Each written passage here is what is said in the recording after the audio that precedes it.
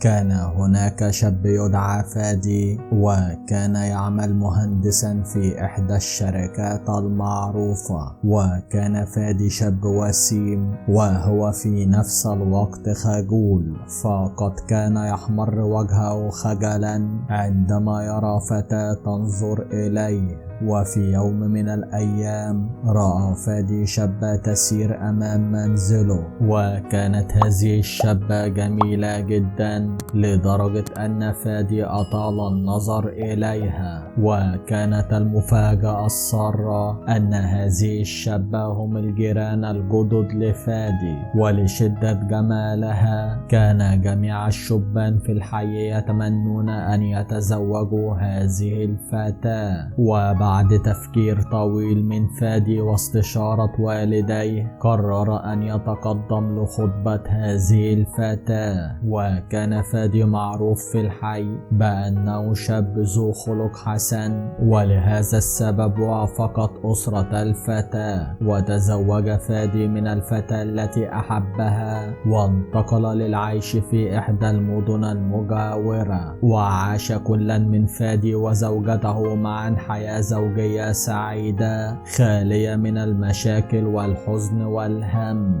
وبعد فترة قصيرة من زواج فادي تمت ترقيته في العمل إلى مشرف. وكانت طبيعة العمل الجديدة لفادي أنه يسافر كل بضعة أشهر ليتابع الأعمال في فروع مجاورة للمدينة التي يعيش فيها، ولكن لفترة تتراوح ما بين أسبوع إلى أسبوعين بحسب ما يطلبه العمل. وجاءت أول رحلة لفادي، فقد تفاجأ فادي بأن رئيسه في العمل قد أمره بالذهاب إلى أحد فروع الشركة في المدينة المجاورة ليتأكد من سير العمل بها. وكان فادي معروف بأنه متقن جدا لعمله. عاد فادي إلى المنزل وأخبر زوجته الحبيبة بأنه سيسافر صباح الغد في رحلة عمل. حزنت الزوجة لسماع ذلك، فهي لم تعتد على أن تظل بمفردها في المنزل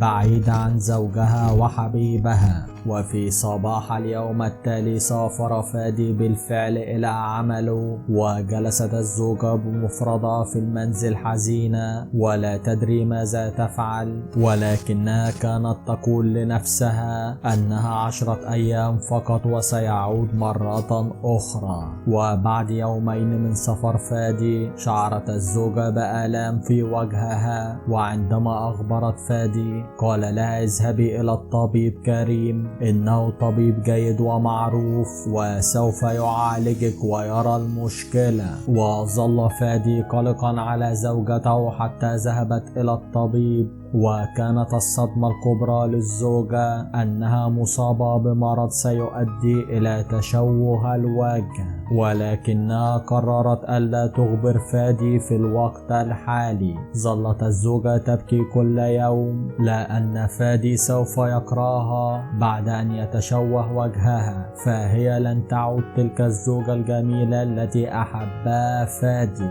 ولكن على الرغم من ذلك كانت الزوجة تخبر فادي أنها بخير ولا داعي للقلق.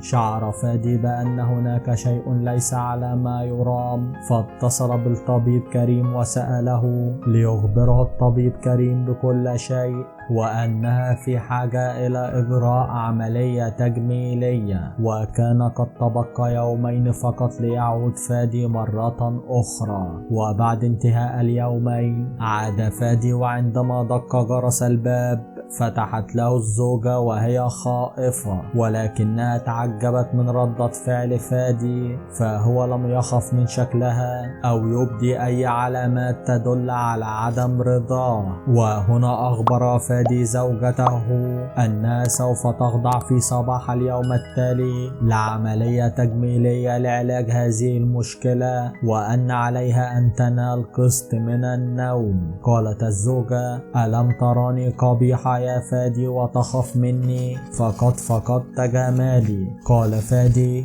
أنا تزوجتك لأنك حنونة وطيبة وليس فقط لجمالك.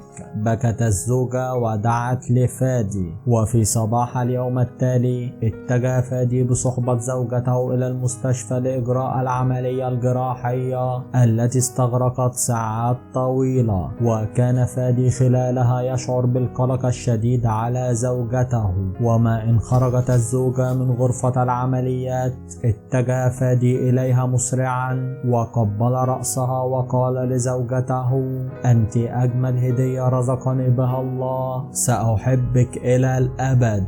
وبعد أيام قليلة عادت الزوجة مرة أخرى إلى هيئتها الجميلة لتتأكد من أن فادي يحبها لشخصيتها وليس لجمالها، وأن الحب ليس متعلق بالجمال فقط.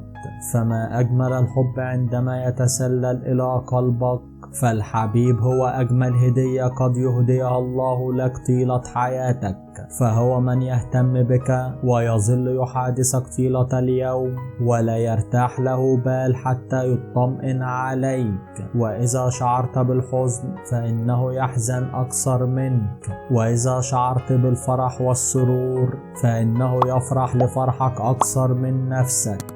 فهنيئا لكل حبيب مخلص. شكرا لكم مشاهدي قناتنا الكرام، وإلى اللقاء.